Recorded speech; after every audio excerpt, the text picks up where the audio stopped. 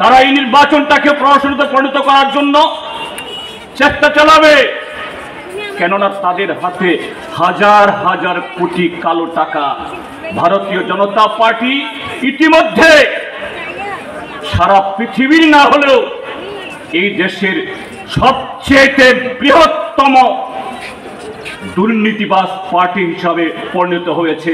এটা আমার কথা নয়, ভারতবর্ষের কোন নাগরিকের কথা নয়, ভারতবর্ষের সর্বোচ্চ আদালত এই ভারতীয় জনতা পার্টিকে তারা যেভাবে অসাংবিধানিক ভাবে একটা কালো আইন তৈরি করে টাকা তুলেছে আজকে প্রমাণিত, এবং সেই প্রমাণ বিলোপেও সর্বশেষ চেষ্টা করে গেছে, তারা পারেনি।